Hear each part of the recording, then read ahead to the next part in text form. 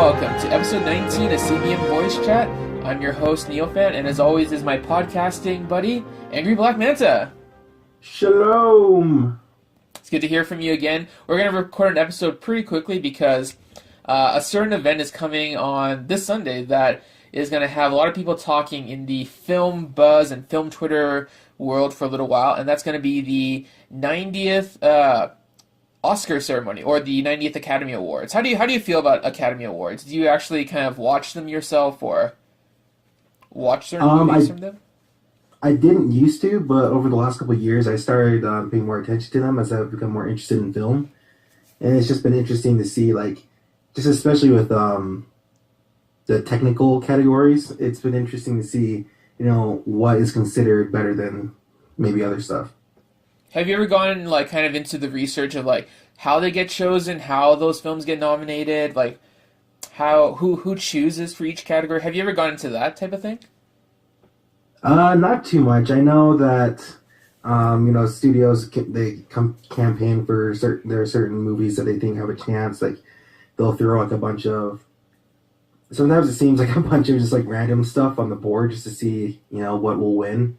But yeah, I don't know too much about it. Mm-hmm. Well, the idea is that basically for each of the technical categories, it's usually the people who actually work in that industry or that part of the filmmaking process who actually get to vote, and then they'll choose the nominees, and then from there they'll choose out of the 5 or 3 or whatever which one they wanted to win. And the same thing goes for pretty much all the technical categories. And then once it gets into Best Picture, Best Actor, and Best Actress, I think the idea is that everyone can vote on those. And then... Okay. I didn't know about the Best Actor, but I did know that about the technical ones. Yeah, and then after the nominees are finalized, then basically everybody can vote on Best Picture, Best Actor, Best Actress, and supporting and so on. Okay. Type of thing. But yeah, were there any particular Oscar races from the last few years that you remember prominently, or that always kind of stuck in your mind as why did they win, or maybe that one deserved to win? Well, last year's was pretty memorable with the whole Moonlight versus La La Land, that whole debacle. Also, the Suicide Squad and Star Trek Beyond one for the best makeup category. That's where I really learned about the technical awards and how it is a panel of people who are actually professionals in that in that field, right? They're the ones who got to pick because of because they had the technical expertise. Yeah, which makes absolute sense. And I think before that, the last one I paid a lot of attention to was 2016 the year for. No, 15, the year for The Revenant and Mad Max. Yep, Revenant, Mad Max, The Martian, yeah, all those films. So yeah, that was when I paid attention to as well. Okay. Yeah, for myself, I think I didn't get into Oscar, really in-depth Oscar watching and Oscar kind of observations and looking through all the films and actually caring about each of the films. I think not until 2013. I think that was the year that No Country for Old Men had won. And I was trying to, at that time, because of my own interest in film, try to get into actually watching all the films and trying to figure out, why did they pick them or what makes them so special. And then for the longest time, I thought that it was what the entire, film watching world wouldn't have seen as the best picture, but really it was, a small pool of specifically Academy voters, right? The Academy of Motion Pictures and Sciences. Yeah. Wait, which year was that? No Country for Old Men? No Country for Old Men. It was either 2012 or 2013. Actually, no, that might not be the case. It might have been. No, it wasn't that year either. Might have been older then. Yeah. Yeah, I was gonna say it seems like a couple years, maybe 2005 or something. Wasn't that maybe old? Not that old. No, I don't think it was. Oh no, it was 2008 or 2008 for 2007 film. So wow, it's since 2007. Yeah, because Oh, okay. I watched No Country for Old Men. I watched Juno. Watched There Will Be Blood. Like those are like yeah some of the nominees for Best Picture at the time. Back when Best Picture nominees there were only five that you could choose from instead of now you can go up to 10. Yeah, which is I think is like kind of a double-edged sword because holy crap, it is a monster to get through all these movies. And it, like I said, I told you before, I haven't even gotten through all the Best Picture. I know that well I mean like you gotta find some time and you gotta kind of like go through it and some of them might not be very interesting but then you'll watch them like oh okay you'll see things that kind of make you realize why they got picked in the first place but other times Yeah, well, yeah, I mean, I think what makes it hard is that they're not widely released to like all yeah theaters. yeah So it's like you have to take kind of a trip to get to a theater that plays them or wait till they're all out in like the same week. exactly yeah or just find kind of like sometimes movie theaters will have marathon sessions where you can actually like go in to watch a whole bunch of them at the same time but And that's not always the case. I know in my theaters you could watch four of the Best Picture nominees this year in like a marathon thing, which was pretty cool. But I had seen all of them by then, so it's fine. But yeah, do you want to yeah, go? You want to go talk about the movies themselves though for this year? yeah, let's do it. Okay, so we'll start in alphabetical order. So the first film that was nominated for Best Picture this year is a smaller indie film called Call Me by Your Name. Have you heard about it? I have, but I haven't seen it. Okay, you haven't seen it. I'll give you a quick summary. It's basically about a young guy whose family takes in a student of his dad's to kind of like study with him, and eventually this young man and the student who's a little bit older they kind of have a relationship, fall in love with each other, and eventually kind of like have this sort of romance in this very nice like Italian countryside. Okay, Yeah, and I mean I like just know, yeah, it is kind of like a gay love story, but it's not really. kinda. Not really though. It's more of like the young man whose name is Elio. He wants to kind of like prove to the world or prove to himself that he can get anybody he wants, and he's attracted to this guy who's played by Armie Hammer, which is a kind of like a cool little uh, Hollywood person to be part of the picture. And yeah, I really liked it. I'm wondering, have you thought about seeing it sometime soon? Well, yeah, I mean, I'm planning on seeing all of them at some point, but yeah, I just kind of got burned out of. I was trying to see as many of these as possible and as I could in like such a short amount of time. But yeah, I plan on seeing all of them. Okay. That is an interesting aspect. I hadn't heard about it. How Elio wants like to prove that he can get Yeah, anyone he wants. exactly. Yeah, that's a big portion of the movie. It's about him kind of being the aggressor in the relationship, trying to seduce the older Armie Hammer. Oh, okay. Yeah. So, Um. our future Green Lantern, hopefully. Hopefully, yeah, exactly. That'd be great. I love the movie for the music, the cinematography, the way that they kind of like you see like the countryside and kind of like the places that they bike around to. It's a very like sentimental story, and this is kind of like a spoiler for the end of the movie, which I hope you don't mind too much that I kind of talk about. But No. it's a movie where there's no real conflict, and the truth of the matter is that the whole family knows about the relationship, and they're just like okay with it.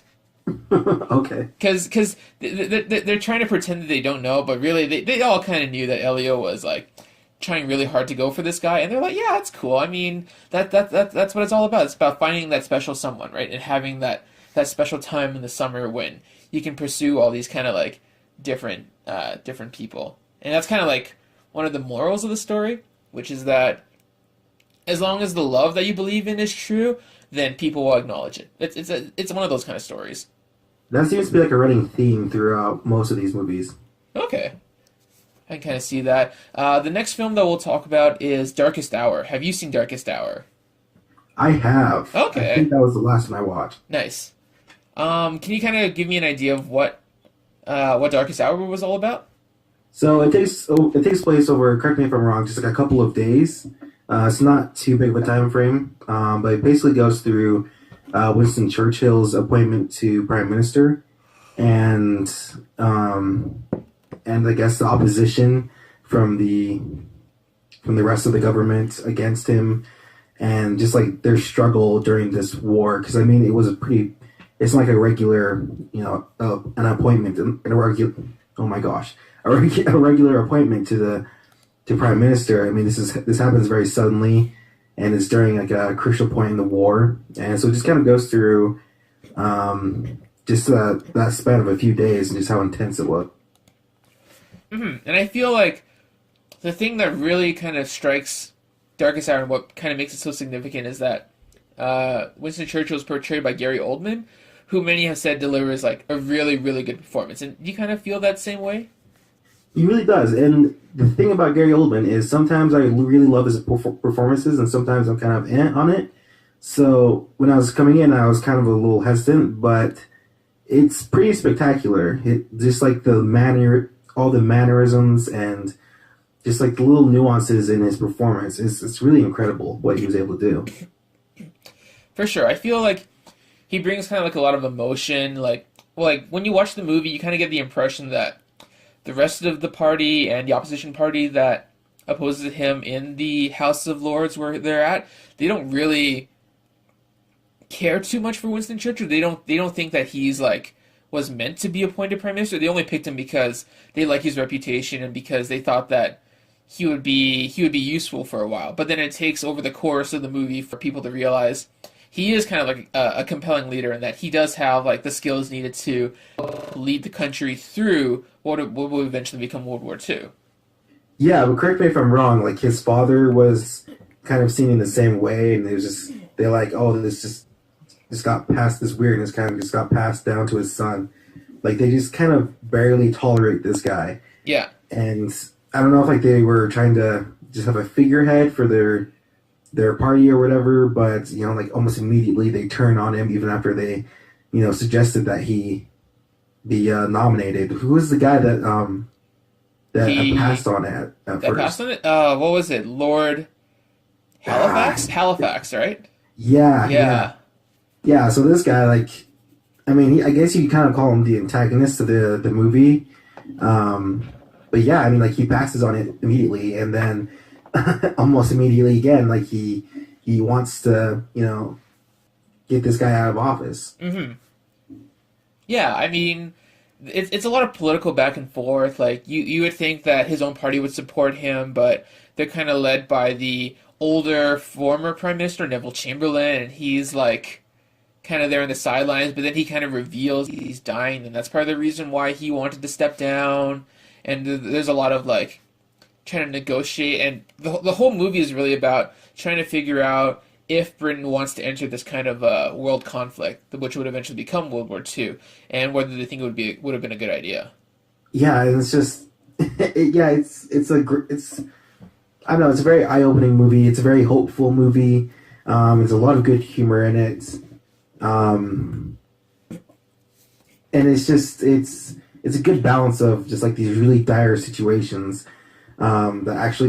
that are also they're also able to inject these great moments of humor, of subtle humor. Yeah, that's what I like too. Like the movie was overall pretty funny, mainly because of what of like a larger than life character Winston Churchill was, and how he was kind of like able to use his unpredictability to kind of help him lead the party and try to figure out eventually their decision to enter the conflict with Germany.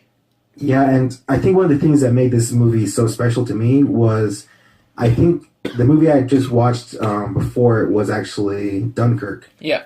So to see the other side of that, of how they got denied, they were denied help from America, and they were being pushed to sign a treaty, and they just had no idea of how they were going to get their men out of there. They're having to sacrifice, what was it, like 4,000 soldiers or something? Yeah, exactly. They kind of like fight in a side battle just to make sure that they could help the main British army escape from Dunkirk.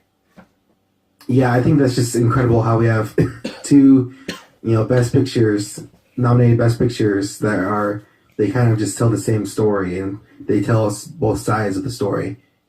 Yeah, exactly. It's a pretty interesting like story to see from both sides, and I think that's a great way to transition into kind of like our thoughts on Dunkirk, because I think did we talk about this in our best picture or favorite movies of last year podcast? Because I think I definitely talked about it. I don't know if you. Yeah, you talked about it because I hadn't seen it yet. Okay, because you hadn't seen it yet, and yeah, I wanted to kind of get your idea. Uh, in regards to Dunkirk itself, like what kind of movie were you expecting, considering it was like a Nolan film? Well, considering that my boy Tom Hardy was in it, I was expecting something awesome, Yeah, and it didn't fail. nice. Christopher Nolan's the same thing as like Gary Oldman. I feel like every other movie is really amazing, and this is one that really hit me. I feel like he kind of stepped out of his not his comfort zone, but just kind of he stepped away from his formula and he made like a really short movie. Like it's the perfect length. It's the structure to it is very different of how we have like what four different timelines, three or four different timelines, Mm-hmm. and there's not really a main character that we're following. Yeah. So the entire ensemble is the main character. It- So I Yeah, go ahead. because it's like you never really see the antagonists themselves. You only really see these people, these characters, these group of like disparate soldiers from all across like the coast and from Dunkirk trying to get out, and they're constantly under assault. They're constantly getting shot at. You never really see the bad guys, so you're really focused on them, like and their plight. I didn't. I kind of noticed that, but like it didn't really hit me until you just said it now. But, like we never actually do really see the German soldiers until at the end when Yeah, Tom Hardy's character gets taken away. yeah. Did you like the music? I've always been a big. I think we're both kind of like big Hans Zimmer fans because he's done like so many like DC movies and so many of the Nolan films. Yeah, the soundtrack was. It's what I would expect from Hans Zimmer. It's kind of like a musical or a stage performance, like a score that you would hear from a performance like that, or I guess a piece like that, where it's constant. There's not really, It's like it's I, constantly yeah, bombarding you it almost. is. It's Yeah. always there. It just changes. It just changes volume. But it's like always there. You can always hear that ticking of the clock, or the thump of the heartbeat, and it really just adds to the suspension and the tension and mystery in this movie. It's kind of like he did the same thing with The Dark Knight, where the Hmm. music is almost constant. Oh yeah, definitely. So, would you say that this would be a worthy Academy Award nominee for Best Picture? I think so. Just like again with how different it was in structure and just it's just such a well put together movie. Everything is just almost perfect.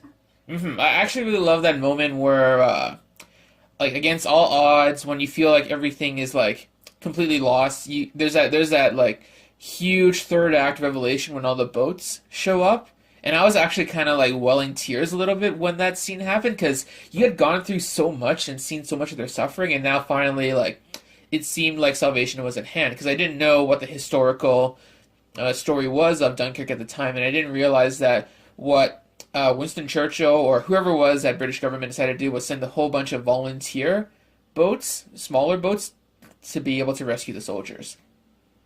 Yeah, yeah. I'm so glad that they picked a new story that not a lot of people have heard of. I know a lot of people that I knew were like, "What is Dunkirk?" And I knew nothing about it either. Hmm. When you hear about like another World War II movie coming out, it's like, ugh, okay, we're gonna see the same thing again. But this was so different. Hmm.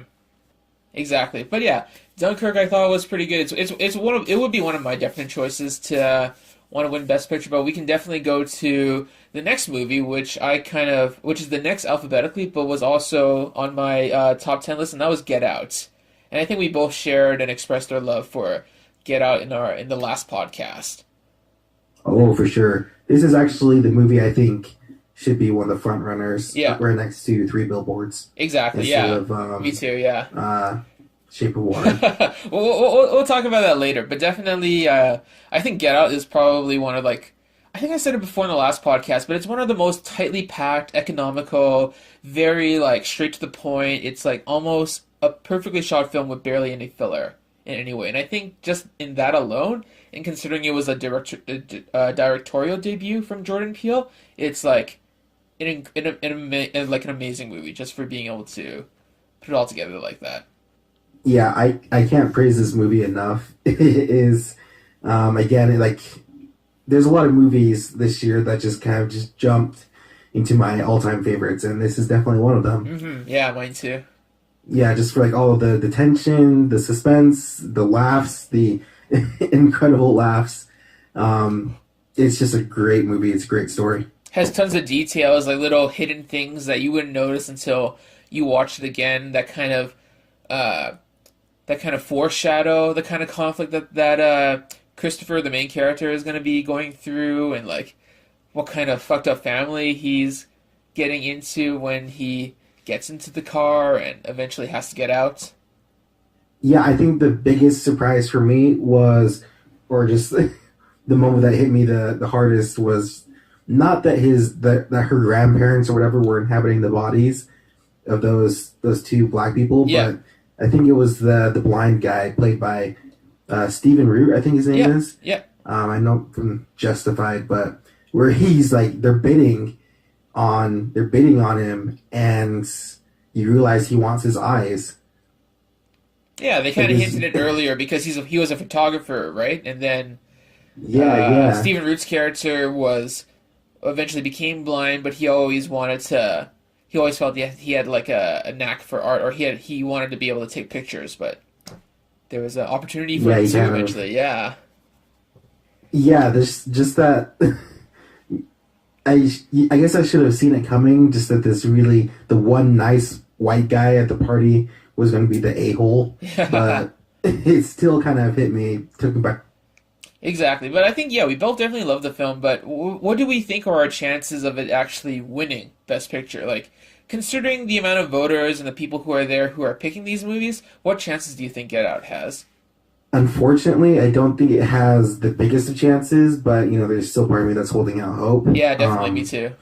But I think politics will kind of get in the way. I think people will know that the favorite is, Shape of Water. It's kind of like La La Land, where it's like, oh, of course, this movie's going to rake in all the Oscars. Kind of, yeah. And then we'll definitely talk about why I think some of the movies on this list are kind of more likely to appeal to Academy voters than others. But that's kind of my biggest fear too, is that Get Out is too like upbeat, it's too modern. It doesn't really like appeal to the older Academy voters. They might not like the politics of the whole thing, and they'll look at it as a horror movie and be like, oh, why was this included in the Best Picture nominee list? Not gonna vote for it, thank you very much, type of thing. I'm hoping because it has black people in it that it'll get a better shot. Yeah. I know it sounds stupid, but anything that'll give it give it a bit of an edge. For sure, yeah, that'd be nice too. We can move on from Get Out to the next movie, which was Lady Bird. Did you happen to see Lady Bird? I did not. That was one I did not see. But I Okay. do like Saoirse Ronan. Yeah, me too. I've always been a big fan of her and like whatever movie she's in. I really liked her in The Grand Budapest Hotel. She was in Hannah, if you remember that older movie from a while ago with like Eric Bana. I don't think I've seen that one. Okay, yeah, it was kind of like an action movie. It was kind of like Kick-Ass, but in the way that it was based on a Mark Miller comic book, I believe. But it might not be. It might have I a need similar to see it. idea. But yeah, you'll have to. Yeah, definitely check that out. That one's really good. There were a couple of other movies that she's been in. I know she was nominated last year for Brooklyn, which I thought was really Yeah, that boring. was one I was gonna say was Brooklyn. Oh, that was really boring. Yeah. I wouldn't recommend that one. Honestly, it's like I like her performance in it, but the rest of the movie was like super boring. Yeah. Um, Yeah, this one reminds me. I did see a trailer for it, and this one kind of reminded me of sorry, Age of. Age of 17. I think that was Oh, like Edge of one. 17. Yeah, I remember that one. I haven't seen that one yet, but I know that one had. Isn't that the one that had Kristen Wiig in it as well as the mom? I don't. No, I don't think so. But Okay. That was one I didn't plan on seeing, but my friends dragged me to after a dinner party, and I don't know. I just oh yeah, I got a ride. I carpooled with some friends, and they were going to go to the movie, and it was like, well, I'm not going to take the bus, and I went to the movie and ended up loving it. It's Okay, a really good movie. You should nice. put it on your list of things to see. I think it's on Netflix right now, so I'll definitely have to add that to the queue. But in terms of Lady Bird, I guess you haven't seen it. I thought it was okay. It's about Saoirse Ronan's character, whose name is Lady Bird, and she's basically trying to get out of her crummy town and into like a nicer school where she can hopefully flourish as a writer, I believe. And then it's kind of like about her ups and downs and how her parents don't really want her to go because they rely on her too much, and also because they don't have the money to. And then things happen, and eventually she gets out. It's like, okay, that's nice. Oh, cool. Well, I Yeah, look forward to watching it. yeah, it's pretty sweet, and there's like a lot of like cute, funny characters in it too. Like all of her friends are pretty nice, but eventually, like she runs away essentially, and then that's when she kind of gains her freedom from her parents, and eventually she kind of misses them, but it's kind of a weird back and forth type of thing. It's very ambivalent as to if she really regrets having run away from home or not, but I guess it's part of the movie. Huh. I don't. Yeah, I don't know why I didn't see this one. It looks like it's pretty funny and it's really short. So Yeah. yeah.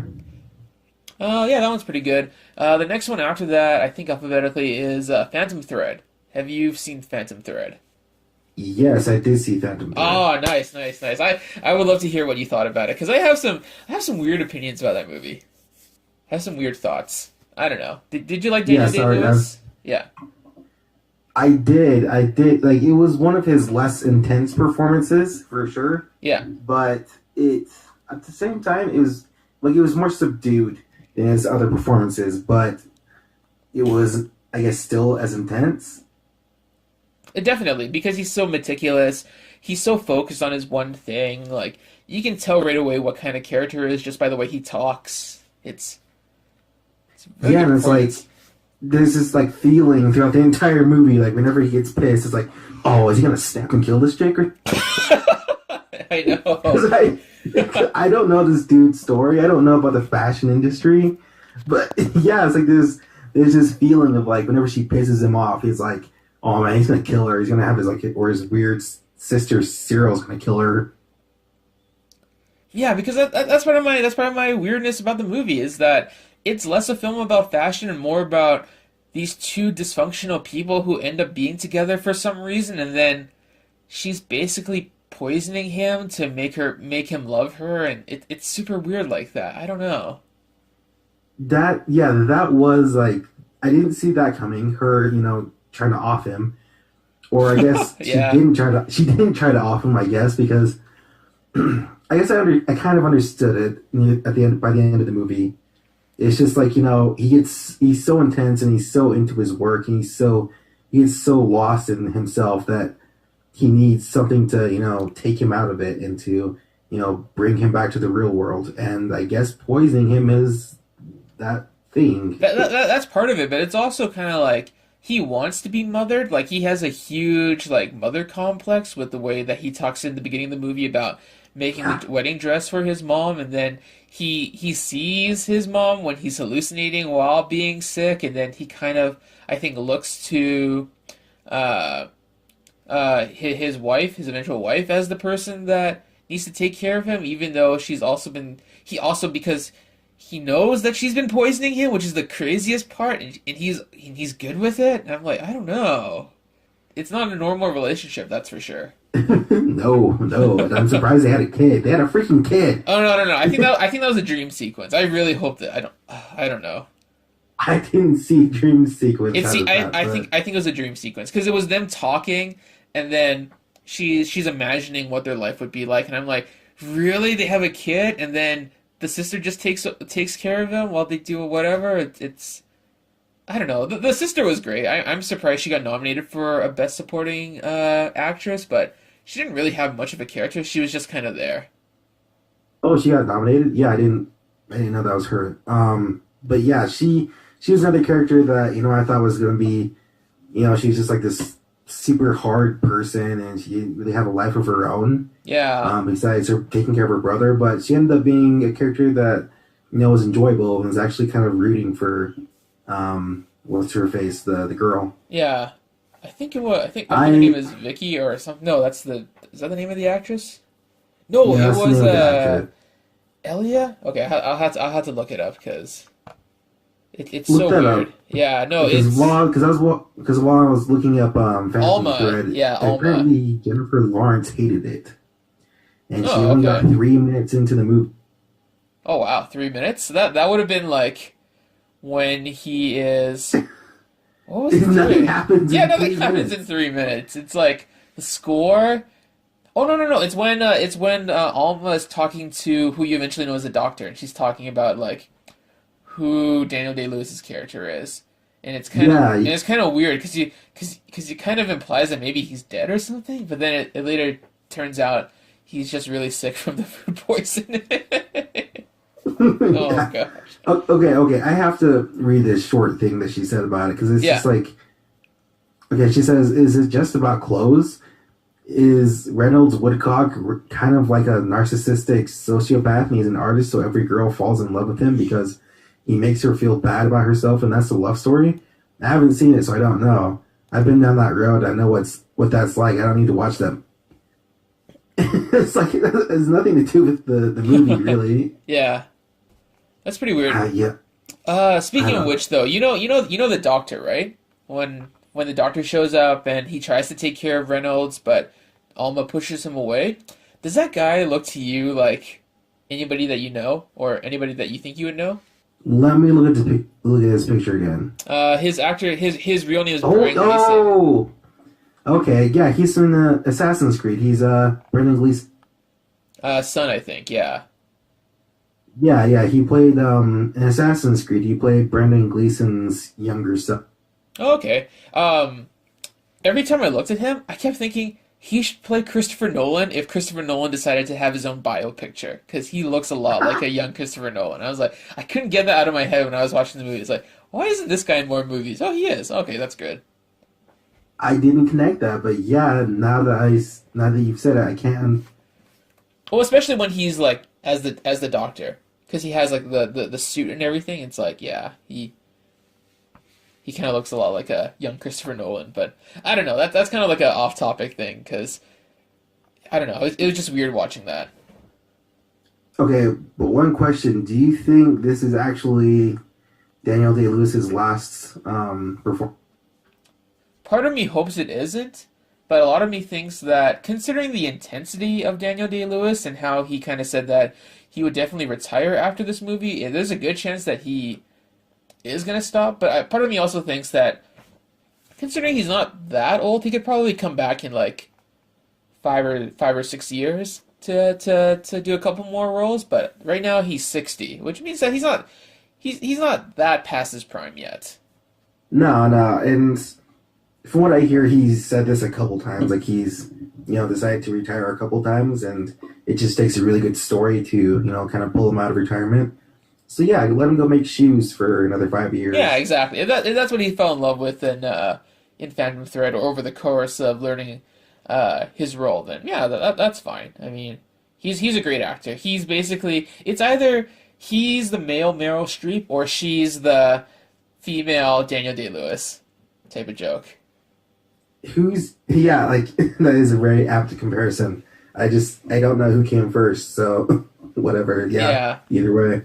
exactly. But yeah, Phantom Thread, I would I wouldn't say it's my least favorite. It's probably one of my least favorites, just because of how, despite all of the great costumes and the great like music, because it had that really creepy score from the Radiohead guitarist guy.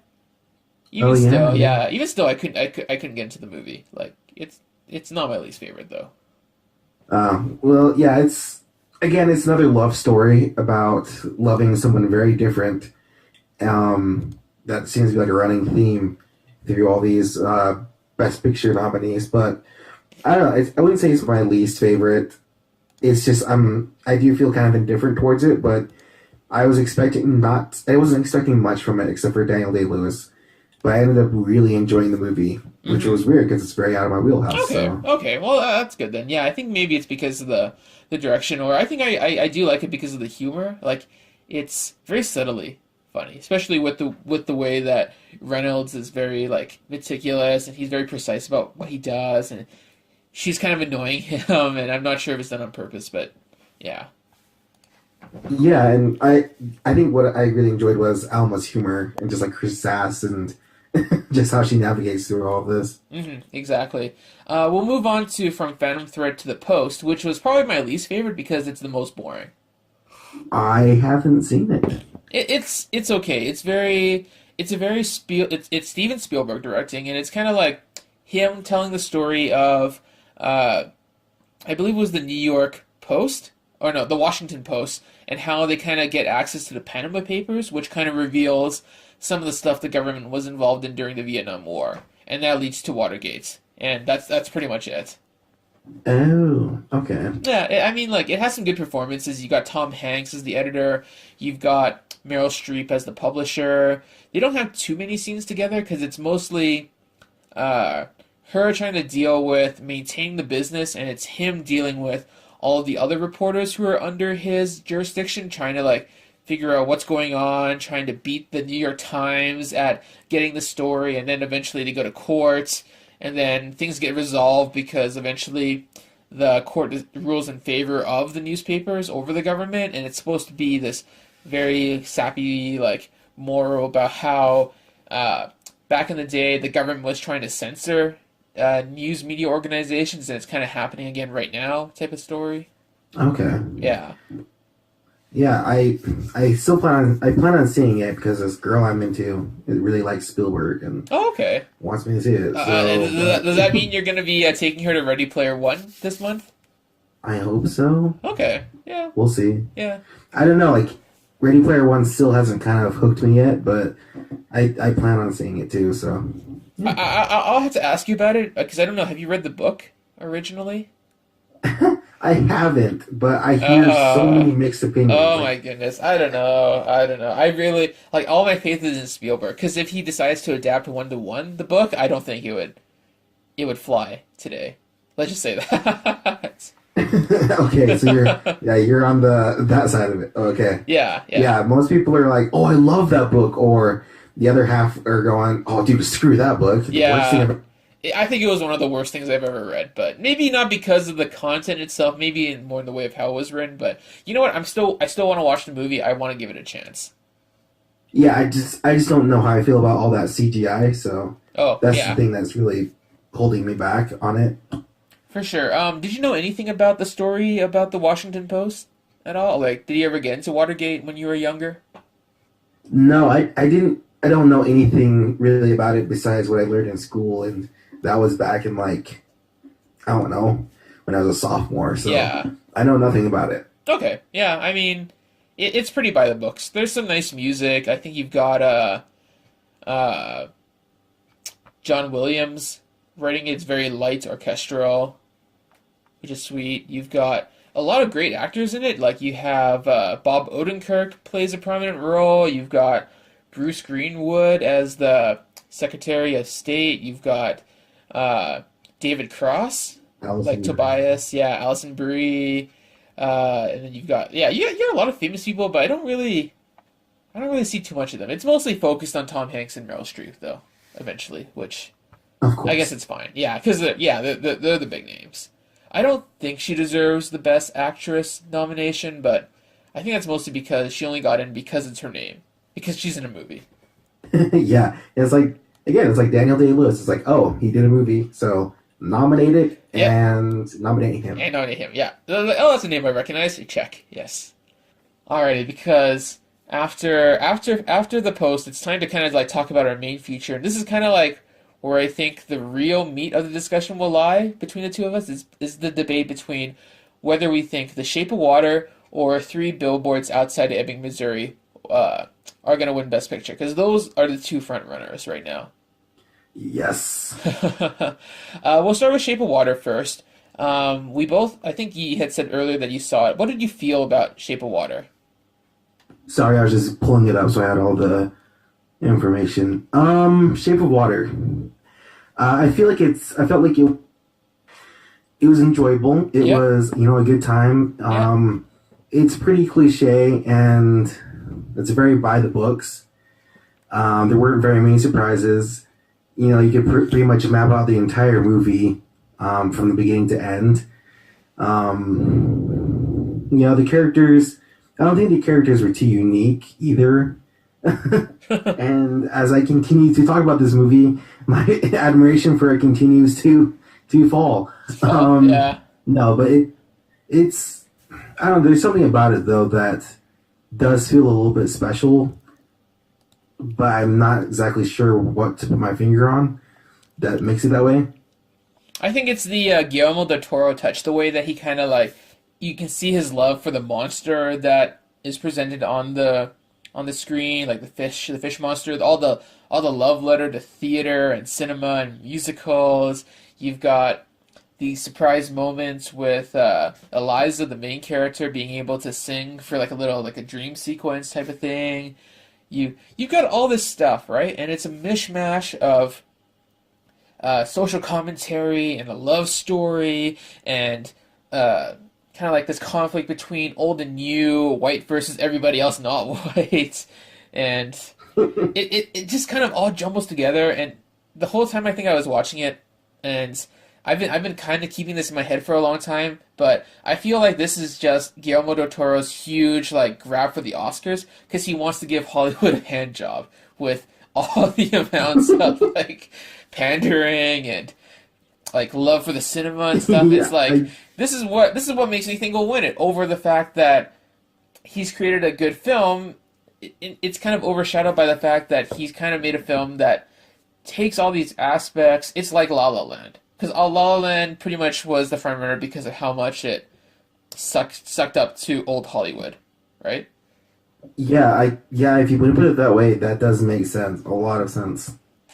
And that's kind of like my biggest qualm with the movie because overall I liked it. Like, I still think it's one of Guillermo del Toro's weaker movies, but at the same time, I feel like if he didn't go so far with the cheesy story and with like the way that all the characters were handled and the way that Michael Shannon is treated as the villain in this movie, like it's almost comical with the way that he's just super evil at every single thing he does, and it's kind of ridiculous. Like it's gone to the point where I feel like because he's like one of the few main straight white guy characters, thus he's evil solely because he represents the typical American embodiments of what a person would be like in those times versus everyone else who is like either like of a different skin color or a different sexual orientation, and it's kind of like this big uh, normal versus not normal type of thing, which is super weird. Yeah, that's not, for me. I'm not a fan of that kind of stuff. But yeah, it's his character should have been really boring, but because it's Michael Shannon, it's amazing and fun to watch. Yeah, absolutely. Like Michael Shannon puts all into that role. Like there are some pretty amazing moments with him in it. Yeah, and I'm looking at the cast, and again, there's a lot of actors I hadn't seen for a while, like David Hewlett, who was the kind of like one of the main doctors next to the Russian guy, and Nick Cersei, who was General Hoyt. A lot of good actors that were in this movie. Oh yeah. I Octavia Spencer was great, but again, it's kind of like I don't understand why she's being nominated. Yeah, she has a pretty normal role. Like, she's kind of gotten used to playing these like psychic characters who are a little bit plucky and who don't look it, but who are very strong and brave underneath. Like that's great though. But yeah, definitely compared to the other actresses who are up for Best Supporting Actress, she kind of stands out as not really being that significant in the movie overall. Yeah, I don't know what it is about the supporting actors or the nominees for supporting actors, where it's just kind of like they just pick random people. When there's like, I feel like there were some other performances like Patrick Stewart and Logan, Yep. who should have been nominated. It's like, why are these people in here and they aren't? But yeah, whatever. For sure, yeah. I mean, like, it's a whole thing with the Academy, right? Like, they're older. They don't take comic book movies that seriously. It's less of them a chance to see those kind of movies be nominated for those big awards. You're more likely to see them in stuff like the Golden Globes or the Kids' Choice Awards, or I don't know. But it's freaking Patrick Stewart, damn it. Yeah, you have Patrick Stewart.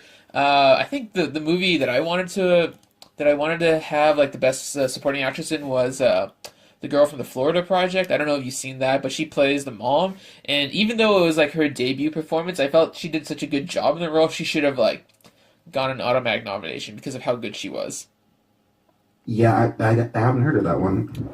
The Florida Project. It's an interesting movie. I'll probably bring it up when we talk about movies that we felt got missed out for being nominated. But it's about these groups of like poor people who live right outside of Disney World, and how they kind of like try to cheat tourists, and how that leads to like really bad repercussions for everybody involved. But yeah, her name is Bria Vinates or whatever, and yeah, she was really good. I think she should have deserved the supporting actress nomination over Octavia Spencer for sure. yeah. But yeah, this movie's just weird. Like, from beginning to end, it's just like it's not what I expect. What I expected. Well, have you watched a lot of Guillermo del Toro movies beforehand, or? I've seen.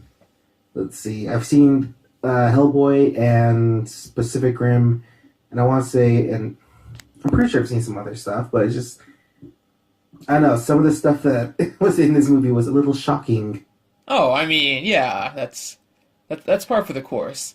For me, it was definitely when after the many scenes of I guess one of the implied scenes of Congress, the main character tells Octavia Spencer about how the fishman has a penis, because I kept thinking fish people don't have penises. That's not how biology works for them. They don't conceive of fish that way, but I guess they do in this movie. Yeah, like that's more how snakes do it, but yeah, just that and the beginning, just starting out with her masturbating, that was just weird. Yeah. It was shocking. Oh It's not yeah. weird, but it's shocking. I'm talking as I look up other Guillermo del Toro movies. Yeah, I think I've seen pretty much all of them. His most famous one is probably Pan's Labyrinth. That's the one that we always talk about over in the Discord chat. It's a very dark fairy tale, and it's set during the Spanish Civil War. So it's like this young girl who's at the same time being oppressed by the soldiers. She's also like exploring this fantasy world, but the fantasy world is really dark and messed up, and stuff happens. Okay. Yeah. Yeah, I have seen a couple of his other things. Yeah, like Pacific Rim. I haven't seen Pan's Labyrinth, but Blade 2. Oh yeah, Blade 2. Yep. Did you ever watch Crimson Peak? That came out a couple of years ago. I didn't, even though it has Charlie Hunnam and Tom Hiddleston. I hadn't seen it. I didn't hear very good things about it. It's not that great. I still like it more than The Shape of Water though, because once you kind of get over the fact that it's not your typical action movie, it's more of a gothic romance movie with some really like dark secrets underneath. Like it's actually worth watching. I feel like despite all my problems with Crimson Okay. Peak, I still think it's a more definitive version of what a Guillermo del Toro film is, more than The Shape of Water. Okay. Yeah. Yeah, it's despite how I've kind of sounded less than enthusiastic about it. It's still good. It's still a enjoyable movie. It's entertaining. Yeah. Shape of Water. It's it is very nostalgic and like you said, like you described, it's kind of a love letter to old Hollywood. But despite my thinking that I think it's probably going to win, I kind of hope it doesn't. Yeah, Actually, I really hope it exactly. doesn't. Like, I liked it too. I just don't think that a film that panders to that extent should deserve the Best Picture nomination. But if people really do like it, then I guess that's fine too, because we're going to talk about the last movie on the list, and I think that's the one that the both of us are pretty excited for, and that's Three Billboards Outside Ebbing, Missouri. And Hold up, hold yeah, up. I do think what could have set The Shape of Water apart, though, Yeah. it made it even better is if it was a Abe Sapien prequel.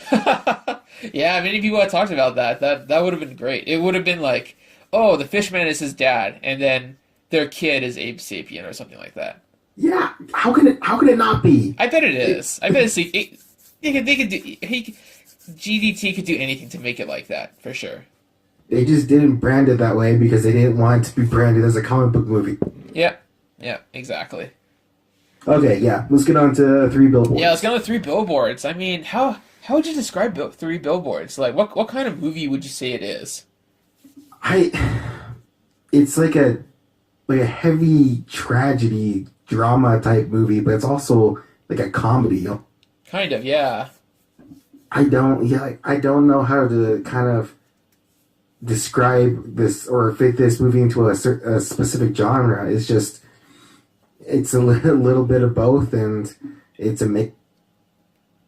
I feel like kind of like it's like a Shakespeare play almost. It's very tragic. It has some funny moments in Yeah, it, yeah, but for the most part, it's about seeing these characters and how they start off either really messed up and then they pretty much become even more messed up by the end of the movie. yeah. And it just kind of flips the script on for everybody's life. I mean, it shows that not everyone is who you think they are, and human beings are just so layered. We often we judge people way too harshly on a first appearance on just like a single conversation where it's like this person has has had a life. They've been on this planet for decades, and there's more to them. And this movie kind of really shows that. The people that you think are complete a-holes are just, they can turn out to be, a force for justice. And I don't know, it's incredibly layered, and it's very charming at the same time. Yeah, exactly. I mean, I will admit I kind of knew what I was going in for because I had seen both of the director's previous movies. I don't know if you had ever watched In Bruges or Seven Psychopaths, but they kind of follow like I haven't. similar styles and atmospheres. I hadn't.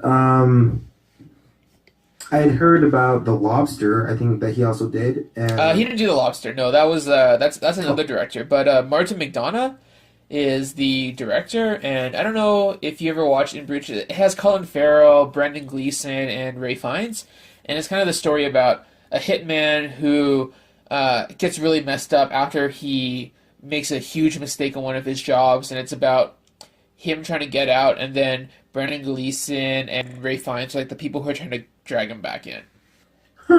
sounds like fun. Oh yeah, no. If you thought Three Billboards was pretty fun, it's in the exact same vein.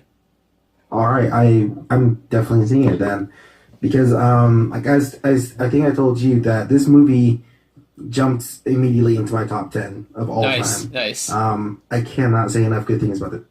I mean, I think all the performances were great. I think it's probably my favorite Sam Rockwell performance. He doesn't usually get to play this type of character that's definitely flawed and messed up, but is still almost kind of like likable in a way.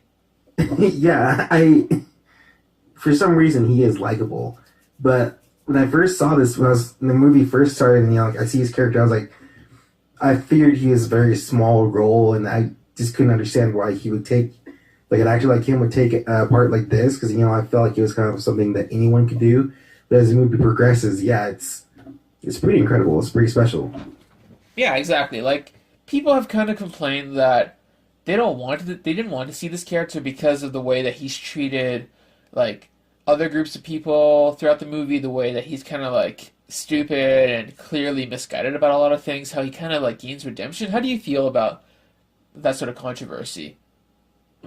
I can't believe that I started rooting for this character that was described as a racist a-hole, who beats the crap out of this innocent kid just because he feels bad and he looked at him wrong. I can't believe I started rooting for this character at the end. I thought it was an amazing turn. It's an amazing story arc for anyone. Hmm. I hope he wins something. I believe he's nominated for Best Supporting, but we'll see. He's up against stiff competition. Like you've also got Woody Harrelson got nominated for the same movie too. No, yeah, that's one I didn't get because it is just Woody Harrelson being Woody Harrelson. Yeah, exactly. It's just him being himself. He's overall pretty funny. Uh, in terms of best supporting, you've got Richard Jenkins from Shape of Water, but I don't think he really needs it. I haven't seen the Christopher Plummer All the Money in the World, but that's pretty interesting that he got nominated for a movie that he was basically reshot through in. Yeah, that's I don't understand that. Um, John Hawkes, I really liked his part. Oh yeah. The husband from Deadwood. Was he the police chief? He was the ex husband. Oh, the ex-husband. Yeah, yeah, yeah, I remember him. Yes, yes, yes.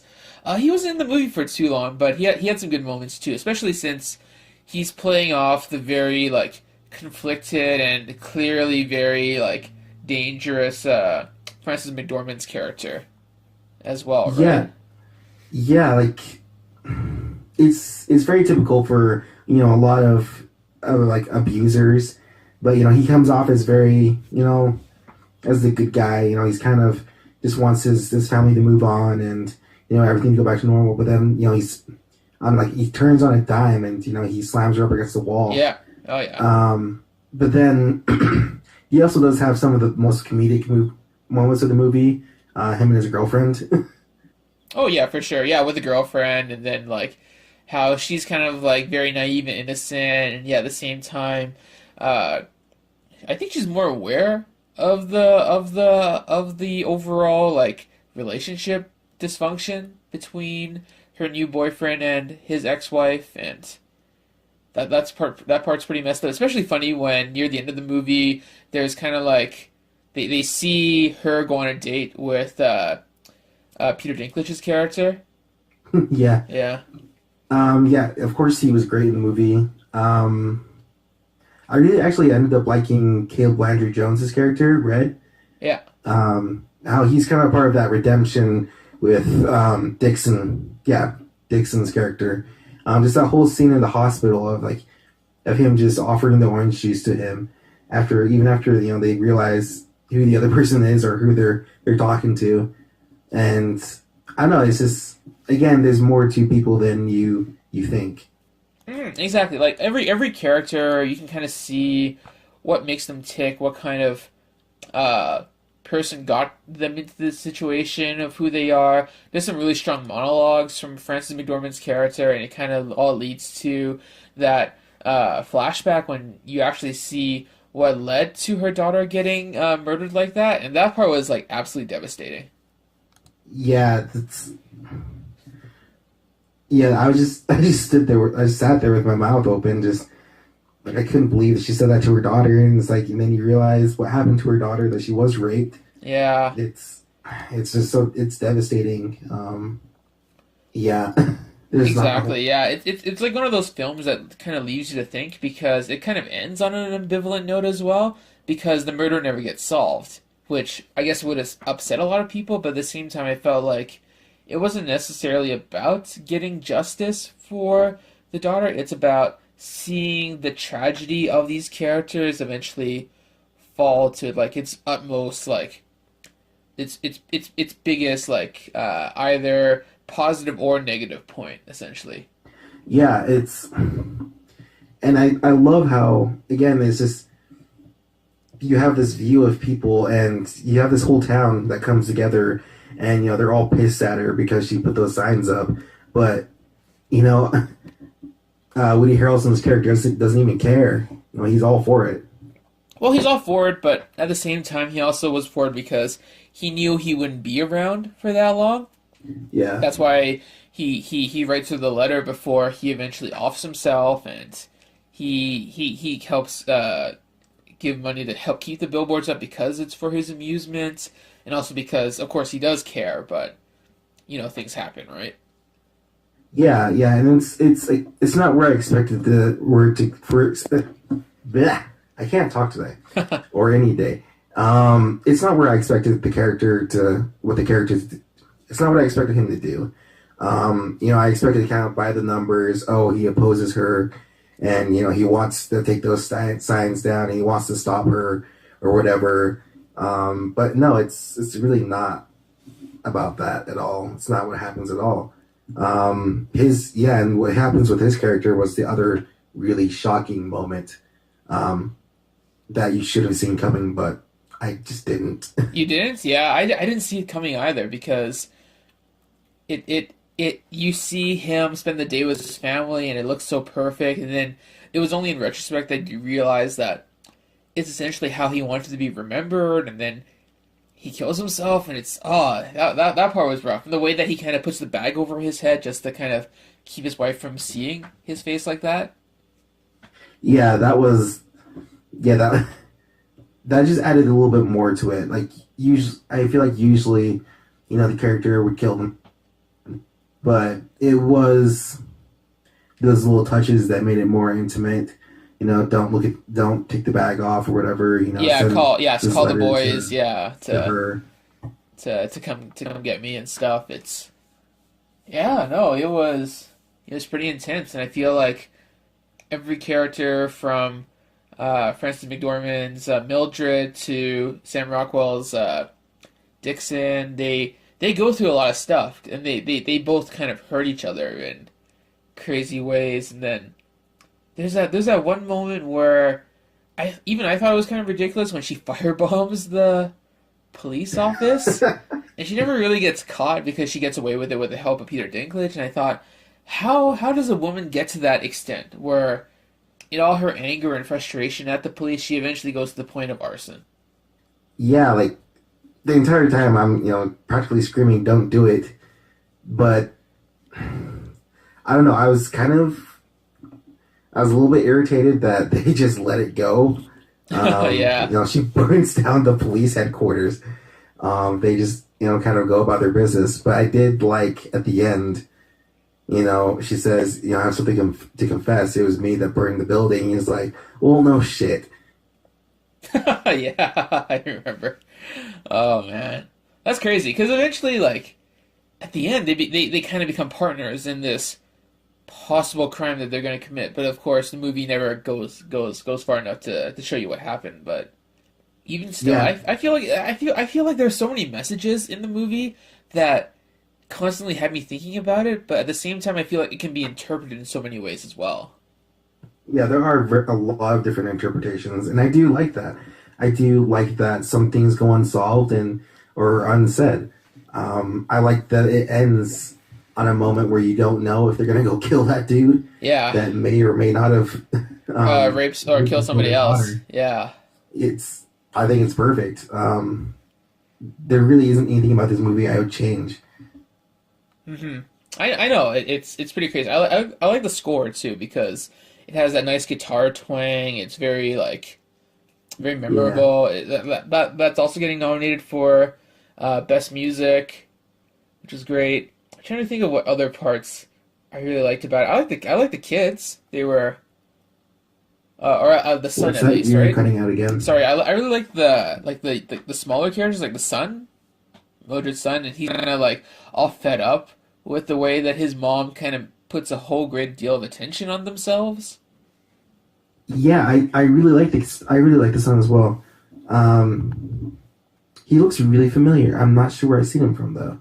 Uh, no, I think he is in oh, no, it's Lucas Hedges. He's in a bunch of movies. He was in Manchester by the Sea last year.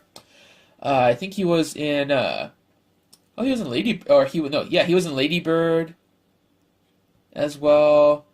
He got nominated for Best Supporting Actor last year for Manchester by the Sea. Yeah, he's been in a bunch of stuff actually. Okay, yeah. His IMDb is very impressive. Holy crap.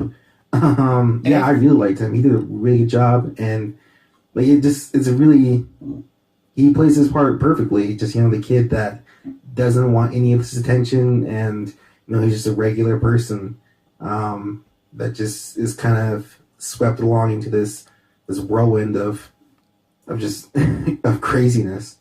Exactly. Yeah, I feel like the biggest thing that is going against it when watching when going up for Best Picture is that a lot of people won't like the way that the movie is ambivalent, and they'll vote against it or they'll vote for something else because it's either too dark, too depressing, it's too much trying to redeem these unredeemable characters if that's how they feel about the movie. Like what do you think are the chances of it getting Best Picture?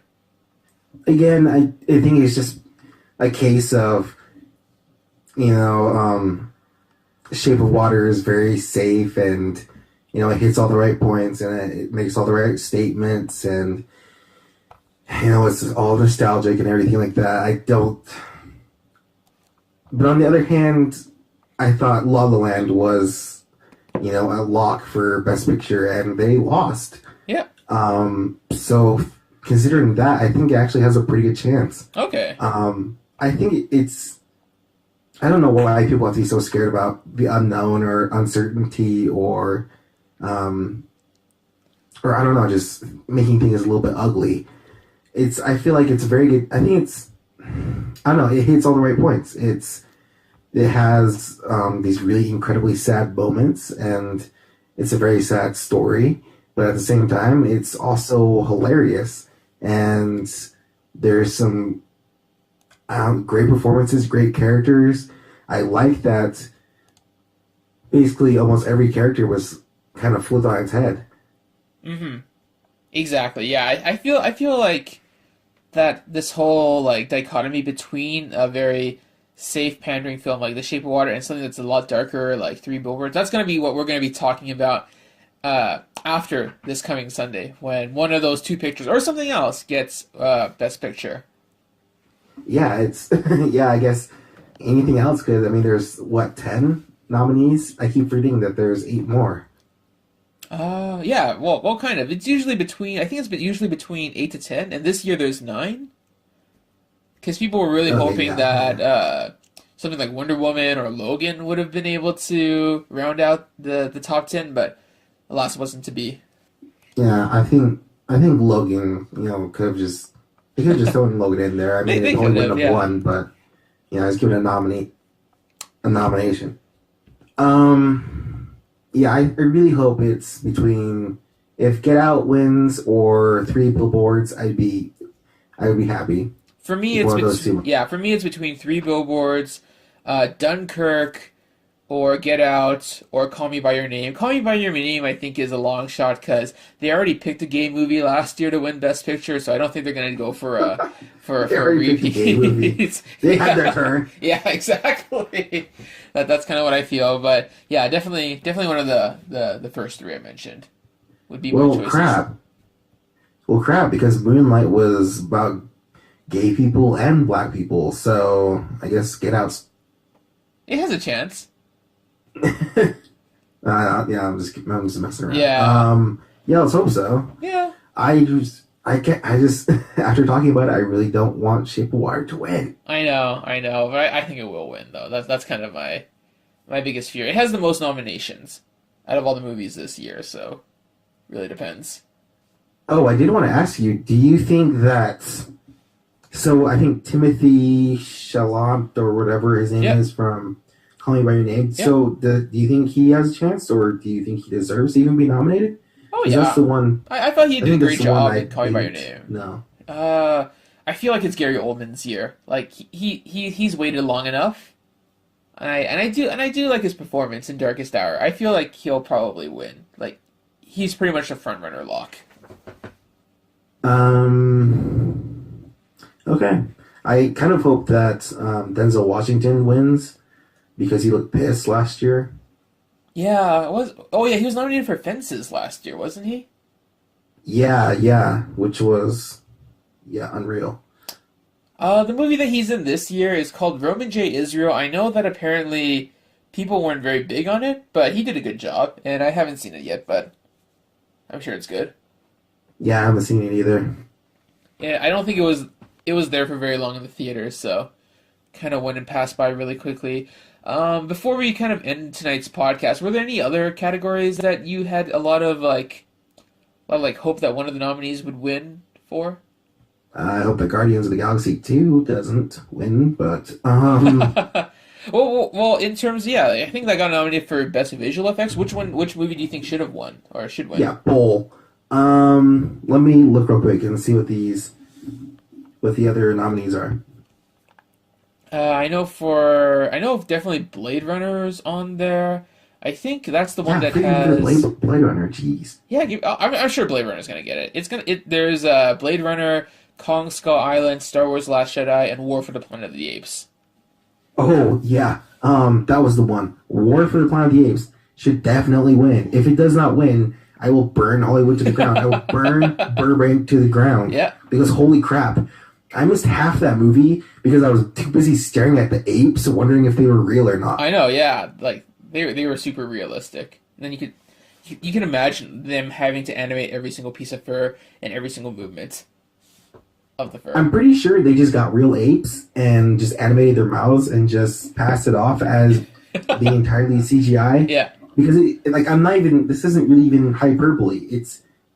I am astonished at what they were able to do. In, it's mind blowing. Oh yeah. I think it's between that or Blade Runner for sure. I was kind of surprised that Kong Skull Island got a nomination, but at the same time, I don't think the effects there were nearly as good as the other two. Yeah, I do think. Yeah, I would put it as War and then Blade Runner and then Kong Skull Island because I did see Kong in IMAX 3D and Yeah, that was pretty yeah, spectacular. it was really good. I agree, but at the same time, I feel like And I Blade don't. Runner and War for the Planet of the Apes, they're like on a whole nother level. Yeah, yeah, and it's not like just because I hate Guardians Volume 2 because I do hate that movie, but it's not just that. Like there were effects in that movie, like Rocket. I feel like he was worse. He looked worse than in Volume One. Okay, There yeah. was a lot of stuff that I didn't think looked very good. Honestly, whenever I think about Guardians of the Galaxy Volume 2, I just remember when they had that giant blow up that like infects all the planets and how fake that looked. And I couldn't Yeah, believe that might have helped to get a nomination because it wasn't that remarkable, but at the same time, you can kind of appreciate it for all the color and all the uh, laser effects. And there's that moment when Yondu kills everybody, and that effect was pretty cool with the oh with his fin going back and forth. And I guess there are some moments, but then the third act was just like a huge CGI fest. But what comic book movie isn't nowadays, right? yeah, but like it would baffle me that well it wouldn't baffle me because everyone hates it, but Batman v Superman had amazing effects. Doomsday, holy crap! When he comes out of the womb or whatever, and he has all that stuff dripping off him, it looks quite as good as War of the Planet of the Apes. But yeah, it's yeah nothing really compares to War because the whole thing is just flawless. From Hmm. top to bottom, Oh yeah, everything just looks perfect. for sure. Yeah. Um, I guess the only other category that I really care for is best song for this year. There's a Coco song. There's a Greatest Showman song. There's a movie. There's a song from Mudbound from Mary J. Blige. But the song I'm kind of rooting for is Mystery of Love from Call Me by Your Name, and it's by Sufjan Stevens. And it's one of those songs that once you kind of listen to it, you kind of fall in love with how uh, kind of ethereal and romantic it is, and it fits perfectly within the context of the movie itself. And that's kind of like the only other category that I really, really want to see a particular single winner in. I haven't seen any of those. I haven't seen Coco or Call Me by Your Name or the other ones that you listed either. So Yeah, Greatest Showman. I haven't seen that one, but I'm sure it's okay. me either. Yeah. I think that's pretty much it. We'll have to see Sunday. Are you available Sunday to do maybe like a group Discord chat live session? I Yeah, don't know. I was planning on it. I mean, at least I was planning on watching the Oscars. So Okay, yeah, sounds good. yeah, I'm trying to I make sure I might as well have just pick up a microphone. yeah, I'm trying to make sure I have the time and to watch the whole like 3+ hour extravaganza. Just kind of like sit down, grab some popcorn, chat with you guys, get all snippy at I don't know outfits and stuff. I don't know. Oh, holy crap! Demon, did you see I Tonya? Which one? I Tonya. Oh yeah, yeah. I really like Titania. Yeah, see it. Yeah. Okay. So, do you think Margot Robbie has? Up against Frances McDormand? No. Okay. Yeah, I Yeah. I mean, didn't see anyone it would be great. I saying actually, it. I really did like Itonia. I just don't know if it's like the definitive like a Margot Robbie type of like movie because that has probably the most stiffest competition between Frances McDormand, Sally Hawkins for Shape of Water, and Saoirse Ronan for Lady Bird, right? Like those are probably the three front runners. But it'd be cool to see Margot Okay. Robbie win. Yeah. But yeah, like you said, I don't see anyone standing up to Frances. Just looking at her picture, like I'm looking at the Oscar nominees, and it's like Sally Hawkins, and then you have Frances McDermott, and she just looks pissed. Yeah. Like she embodies that character, which is pretty crazy. Yeah. I think Itonia will win Best Supporting Actress for Allison Janney because she plays the mom, and the mom I thought did a really good job. Oh, okay. Yeah, she looks she looks scary. Yeah, she looks scary. Yeah, exactly. She's scary, but I think she's also a pretty that was a really good role too. All right. But yeah, that's been our Oscar episode. I did want to ask you before we head out, what music would you like to bookend? Any particular score or soundtrack song that you wanted to kind of introduce everything? I was thinking of doing some sort of medley, but I don't know if I have the energy to take like songs from nine different movies and try to meld them all together. It probably would sound really bad. Was there one particular song from this year that you really thought defines the Oscar as a whole? There's some songs from Darkest Hour, some really Okay. triumphant and driving music. So Okay, yeah, yeah. Send me a track name and then I'll add that in, and then I'll probably just add in a Mystery of Love at the end because such a good song. okay, all right. Alrighty, Yeah, I'll send that to you. thank you everybody for listening to episode 19 of CBM Voice Chat. My name is Neophant and Angry Black Manta here, and we're both really glad to have talked about this because we were trying to schedule this for the longest time. We were hoping to do it earlier before the ceremony, and we kind of just did this last minute because we've been so busy with other stuff, and plus Black Panther too. Yeah, yeah, but yeah, it's been great. Thanks for listening, guys. Yep. So everyone, take care. We'll see you guys after the Oscars. We might do like a post show, but if not, we'll probably just do something else. We'll look for the next big comic book thing to talk about for next Yeah, time. and like, subscribe, and share this with Follow, your yeah. Okay, fellow that's human it. beings. Yeah. Alrighty. Well, thank you guys for listening. Take care. Uh, have a good night. Oh, I was gonna. Did you want to say have a good night as well? You cut out. So I was like, did he cut it off or did he keep I talking? did not. I did not See cut you it later, off. guys. Alrighty. Okay, take care. Bye. Oh, to see without my eyes. The first time that you kissed me, boundless by the time I cried. I built your walls around me. White noise, what an awful sound.